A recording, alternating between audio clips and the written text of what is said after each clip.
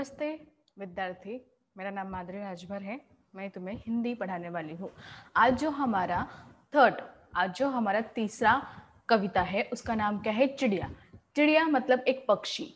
पक्षी जो चिड़िया है जिसे हम खग भी कहते हैं, उसके बारे में आज हम यहाँ पे पढ़ेंगे। पढ़ने के अनुसार हम ये देखेंगे कि ये जो कविता है इसमें बहुत अच्छी हमें सीख प्राप्त दी है। तो ये जो कविता है इसका ये पहला सीजन है। तो चलो विद्यार्थी, पहले सीजन में हम देखते हैं कि इनका सारांश तथा अर्थ क्या है, कविता का अर्थ क्या है जो हमारे लिए दिया गया है। तो चलिए, आप तैयार हैं? तो चलिए। और ये कविता के कवि का नाम क्या है? आरसी प्रसाद सिंह। क्या नाम है विद्यार्थी? आरसी प्रसाद सिंह। और इन्होंने बहुत सारी कविताएं लिखी है, बहुत सारे निबंध लिखे हैं, बहुत सारी चीजों इन्होंने लिखी है। तो यहाँ पे जो आरसी प्रसाद सिंह है, इन्होंने एक कविता लिखी है और कविता के माध्यम से ये लोगों को बहुत सारी जानकारी देने के लिए कहते हैं। तो चलो विद्यार्थी, हम देखते हैं इनकी पहली पंक्ति। तो पहली पंक्ति क्या है? पीपल की ऊंची डाली पर बैठी चिड़िया गाती है, तुम्हें ज्ञात है अपनी बोली, मैं क्या संदेश सुनाती हूँ।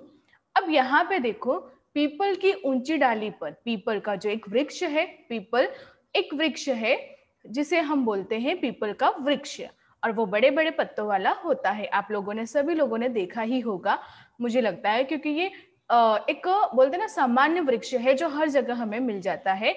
इनके वृक्ष में हम पूजा वगैरह भी करते हैं। तो देखिए, इनका अर्थ इस प्रकार आरसी प्रसाद सिंह ने दिया है कि पीपल के जो पेड़ है उनकी ऊंची डाली पर बैठकर, पीपल के पेड़ के ऊंची डाली पर बैठकर चिड़िया गाती है। चिड़िया क्या गाती है? और अपनी बोली से, चिड़िया गाकर अपनी बोली से, चिड़िया गाना गाकर अपनी बोली से हमें यह संदेश देती है। देखो, हमें यह संदेश देती है कि वो हम सब क्या कर रहे हैं? डाली पर बैठकर संदेश सुना रही है हम सबको कि हम डाली पर बैठकर एक दूसरे से मेल मिला होकर रहते हैं। यहाँ पे जो आरसी प्रसाद सिंह है, उन्होंने लिखा है कि पीपल की ऊंची डाली पर बैठी चिड़िया गाती है, तुम्हें ज्ञात बोली में क्या संदेश सुनाती है। यहाँ पर पीपल के पेड़ पर ऊंची डाली पर बैठकर चिड़िया गाना गा रही है और लोगों को अपनी बोली से एक संदेश सुना रही है। पहली पंक्ति का अर्थ विद्यार्थी आप लोगों को समझा? ठीक है, तो हम अब दूसरी पंक्ति देखते हैं। देखो, चिड़िया बैठी प्रेम प्रीति की रीति हम सिखलाती है, वो जग के बंदी मानव को मुक्ति मंत्र बतलाती है। यहाँ पे उन्होंने बोला है कि चिड़िया ने जो एक संदेश दिया है लोगों को, वो यहाँ पे बोल रही है कि हम सब संदेश देते, वो एक पेड़ की डाली पर हम सब मिलजुल कर एक साथ बैठे हैं। हम सब क्या कर रहे हैं? मिलजुल कर, एक डाली पे ही हम सब मिलजुल कर एक साथ बैठे हुए हैं। और ये जो जगह है, जगह के लिए आपस में नहीं झगड़ते हम। ये जो जगह है एक सामान्य प्राणी के लिए तथा सभी के लिए है, परंतु ये जगह के लिए हम कभी भी नहीं झगड़ते हैं कि ये मेरी डाली है, मैं यहाँ पर बैठूंगी, तुम्हें नहीं बैठना है। ऐसा हमारे में कभी भी मतभेद नहीं हुआ है तथा हम कभी झगड़ते नहीं हैं। इस प्रकार हमें मेल भाव से ही रहना चाहिए और लोगों को मेल भाव की शिक्षा देनी चाहिए। यहाँ पे वो बोल रहे हैं कि हमें मेल भाव से रहना चाहिए और लोगों को भी मेल भाव की शिक्षा देनी चाहिए। जो मानव यहाँ पे बंदी मानव है, उसे मुक्त मंत्र बतलाती है और उसे उसे क्या कर रही है? मुक्त होने का संदेश दे रही है और लोगों को एक दूसरे के प्रति प्रेम भावना से रहने की शिक्षा प्रदान कर रही है। यहाँ तक समझा विद्यार्थी आप लोगों को? ठीक है, तो हम अभी तीसरी पंक्ति देखते हैं। वन में जितने पक्षी है, खंजन कोपत चातक कोकिल, काक हंस सुख आदि वास, करते सब आपस में हिलमिल। यहाँ पे इन्होंने बताया है, तीसरे पंक्ति में बताया है कि हम जितने भी जंगल के पक्षी है, यहाँ पे हम जितने, वन मतलब जंगल, यहाँ हम जितने भी वन के तथा जंगल के पक्षी है, इसमें अनेक पक्षी रहते हैं। जैसे वो बता रही यहाँ पे सुग्गे रहते हैं, कोयल रहते हैं और अनेक पक्षी रहते हैं। परंतु वहां सुग्गे रहते हैं, कोयल रहते हैं और बहुत सारी पंक्षियां रहती है। यहाँ पे कबूतरों की टोली भी है, यहाँ पे कबूतरों की टोली रहती है। कौवा का भी बसेरा है और यहाँ पे किसका, कौवा, कौवा का भी बसेरा है। हंस और चातक, हंस और चातक, हंस और चातक पक्षी भी जंगल में वास करते हैं। यहाँ पे उन्होंने बताया कि हंस और चातक पक्षी भी जंगल में वास करते हैं। ये सभी अलग अलग समुदाय, यहाँ पे उन्होंने बताया है कि ये सब अलग अलग समुदाय के लोग हैं, परंतु हम एक साथ बैठकर एक जाति के तथा इसकी प्रकृति से भिन्न है और हम एक साथ बैठकर हम आपस में झगड़ा नहीं करते। हमारी जाति अलग है, हमारा समुदाय अलग है, हमारा सब अलग है, परंतु हम एक साथ बैठ के ही यहाँ पे रहते हैं, झगड़ा करते नहीं। ये सभी हिलमिल, यहाँ पे उन्होंने बताया है कि ये सभी हिलमिल कर रहते हैं। सारा आकाश ही उनका घर या बसेरा है। यहाँ पे जितने भी लोग हैं, जितने भी लोग यहाँ पर बैठे हैं, हम सबका आकाश तथा घर बसेरा है। अतः वे जहाँ चाहते हैं वहां रह जाते हैं। वो जहाँ पे भी जाने की कोशिश करते हैं या जहाँ पे भी जाते हैं वहां रह लेते हैं। यहाँ तक समझा विद्यार्थी आप लोगों को? जी, तो चलिए आगे चलते हैं। सब मिलकर जुलकर रहते हैं, सब मिलकर जुलकर खाते हैं, आसमान ही उनका घर है, जहां चाहते वहां जाते हैं।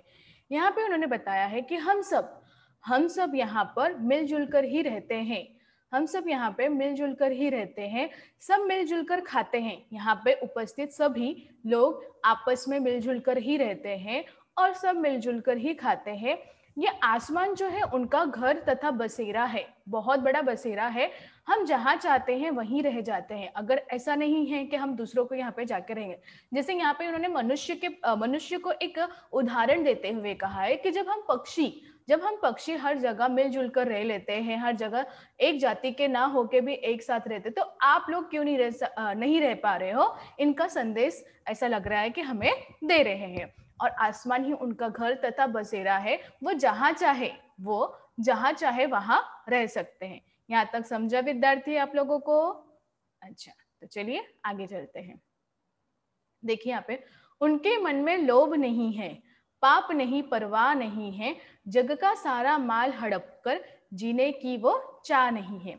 अब यहाँ पे उन्होंने क्या बोला है कि उनके मन में, यहाँ पे उन्होंने बोला है कि उनके मन में कोई भी लोभ मतलब लालच, उनके मन में कोई भी लालच नहीं है, और न ही कोई पाप है और न ही किसी की परवाह है। मतलब जो इंसान लालची होता है, जो इंसान पाप करता है, उसे परवाह होती है कि अगर मैंने कुछ गलत किया है तो मेरी चोरी पकड़ी जाएगी। परंतु यहाँ पे जो पक्षी है उसे किसी भी प्रकार का लोभ मतलब लालच नहीं है, किसी प्रकार की परवाह नहीं है, जग का सारा माल हड़प कर जीने की वो चाह नहीं है। और यहाँ पे उनकी ऐसी भी चाह नहीं है कि वो जग का, जितने भी जग है, वो जग का माल हड़प कर, जैसे बताया ना, दूसरों का धन लूट कर, धन लूट कर वो अपना घर भरने की चाह नहीं है उनमें। बोलते ना हम, दूसरों की चोरी करके अपना घर भरने की चाह उनमें नहीं है। वो अपने ही काम से काम रखते हैं, अपने ही जिज्ञासापूर्ण स्थिति से जीते हैं और किसी की पाप या परवाह नहीं करते हैं, क्योंकि उन्होंने कोई कुछ किया ही नहीं है। चलो विद्यार्थी, मैं इस पंक्ति का अर्थ आपको दोबारा बताती हूँ, ध्यान से सुनिए। उनके मन में लोभ नहीं है, पाप नहीं, परवाह नहीं है, जग का सारा माल हड़प कर जीने की भी चाह नहीं है। अपने परिश्रम से ही वो दाने इकट्ठे करते हैं। ध्यान से सुनिए, अपने परिश्रम से ही वो दाने इकट्ठे करते हैं। जो बच जाता है, दाना इकट्ठे करने के बाद भी जो बच जाता है उसे औरों के खाने के लिए क्या कर देते हैं? छोड़ देते हैं। दूसरों का धन लूटकर, इन्होंने कभी भी दूसरों का धन लूटकर अपना घर भरने की चाह उनमें नहीं है। यहाँ तक समझा आपको? जी, चलिए आगे चलते हैं। जो मिलता है अपने श्रम से उतना ही भर लेते हैं, बच जाता है औरों के हित में उसे छोड़ वो देते हैं। यहाँ पे बताया गया है कि अपने श्रम परिश्रम से लोगों को अपने श्रम परिश्रम से जितना उन्हें चाहिए उतना लेते हैं और जो भी चीज बच जाता है वो औरों के हित में उसे बांट देते हैं। ऐसा कभी नहीं करते कि यह हमारा धन है या हमारी चीज है या हमें ही सिर्फ रहना चाहिए इसे, ऐसा कभी भी वो अपने मन से प्रतीत नहीं करते हैं। जितना उनके साथ है, जितना उनके पास है, जितने उनके मेहनत का है, वो उतने ही खाने में परिश्रम होते हैं, लोगों को उसमें भी से भी देते हैं। उनका ऐसा कहना नहीं है कि मैंने परिश्रम किया है या मेरी चीज है तो मैं ही करूं, उनका ऐसा बिल्कुल कहना नहीं है। जितना हो सके वो उतना औरों को भी देते हैं और अपने लिए भी रखते हैं। यहाँ तक समझा विद्यार्थी आपको? चलिए आगे बढ़ते हैं। सीमाहीन गगन में उड़ते निर्भय विचरण करते हैं, नहीं कमाई से औरों की अपना घर वो भरते हैं। यहाँ पे उन्होंने बताया है कि सीमाहीन आकाश, जो सीमाहीन आकाश है उनका अपना साम्राज्य है। इन्होंने क्या बताया है कि जो सीमाहीन आकाश है, जो सीमाहीन आकाश है उनका अपना ही साम्राज्य है। अपनी प्रकृति से पूरे मानव समाज को ये सीख देते हैं, वो पूरे मानव समाज को ये सीख देते हैं कि जो अपनी कमाई है वो अपने लिए तथा औरों को भी अपने घर में भरते हैं। जो लोग नहीं कमा सकते, जो लोग नहीं कर सकते, उनको भी वो मदद करते हैं और औरों की तरह वो अपना घर भी भरते हैं। यहाँ तक समझा विद्यार्थी आप लोगों को? चलिए आगे बढ़ते हैं। वे कहते हैं मानव सीखो तुम हमसे जीना जग में, हम स्वच्छंद और क्यों तुमने डाली है बेड़ी पग में। बहुत ही सुंदर यहाँ पे उन्होंने एक वर्णन किया है अपनी प्रकृति से, जो उनकी प्राकृतिक प्रकृति है उससे वो पूरे समाज को तथा पूरे मानव समाज को ये संदेश तथा ये सीख दे रहे हैं कि हम तो स्वच्छंद है। क्या सीख दे रहे हैं? हम तो स्वच्छंद है और स्वतंत्र है। उन्होंने क्या सीख दी है? हम तो स्वच्छंद है और स्वतंत्र है। तुम गुलामी में क्यों जीना चाहते हो? यहाँ पे उन्होंने बताया है तुम गुलामी में क्यों जीना चाहती हो? तुमने अपने पैरों पे अनेक प्रकार की बेड़ियां तथा बंधन डाल रखी है। अनेक प्रकार की बेड़ियां तथा बंधन डाल रखी है। इन बंधनों से तुम मुक्त हो जाओ और इन बंधनों से तुम मुक्त हो जाओ और प्रकृति पुत्र है, प्रकृति का संग वास करो। जो ये प्रकृति है वो पुत्र है और इनके संग तुम वास करने की कोशिश करो। यहाँ तक समझा विद्यार्थी? तो चलिए आगे देखते हैं। पीपल की डाली पर चिड़िया यही सुनाने आती है, बैठ घड़ी भर हमें चकित कर, गाकर फिर उड़ जाती है। जो पीपल की डाली है जिसमें वो बैठी है, पीपल की डाली पर बैठकर वो मीठी बोली में गाकर, पीपल के डाली में बैठकर वो मीठी डाली पर गाकर कुछ सुनाती है और फिर नीले आकाश की ओर, जो नीला आकाश है वहां पर फिर मतलब उड़ जाती है। तो यहाँ पे उन्होंने बहुत अच्छा संदेश देने की कोशिश की है कि किस प्रकार हमें जो है पीपल की डाली पर बैठकर वो हमें संदेश दे रही है, वही संदेश हमें लोगों को भी देना चाहिए और मनुष्य को अपने जीवन में बहुत तर्क वितर्क रहकर अपना कार्य करना चाहिए। यहाँ तक समझा विद्यार्थी? चलिए, तो आज हमने क्या सीखा? आज हमने यहाँ पे ये सीखा कि किस प्रकार एक जो पक्षी है, जो लोगों को, मानव जीवन को, जो मानव समाज के लोग हैं उन्हें संदेश दे रही है कि जब हम लोग यहाँ पर एक दूसरे से लड़ाई नहीं करते, एक दूसरे से झगड़ा नहीं करते, अपनी चीजें जो है वो लोगों में बांटते हैं, जितना हमें लगता है हम उतना ही खाते हैं और बाकी लोगों को में बांटते हैं, अपनी कमाई से, अपनी सुरक्षा से खाते हैं। तो उसी प्रकार ये मानव समाज को ये संदेश देना चाहती है कि जब हम पक्षी होकर इतना एक दूसरे में मतभेद नहीं करके, अलग जाति के, अलग समुदाय के होकर हम एक ही में रह के सब कुछ कर रहे, एक दूसरे की मदद करें, तो तुम मनुष्य, जो मानव जाति है, वो आप लोग क्यों नहीं ये कर पा रहे हो? तो यहाँ पे वो एक संदेश मानव जाति के लिए देके जा रही है कि जिस प्रकार आप एक समुदाय में रह सकते हो, अलग अलग जाति के, अलग अलग धर्म के होके एक समुदाय में रह सकते हो, तो रहो। लोगों की बातें तथा लोगों की कही सुनी चीजों से विश्वास ना करें।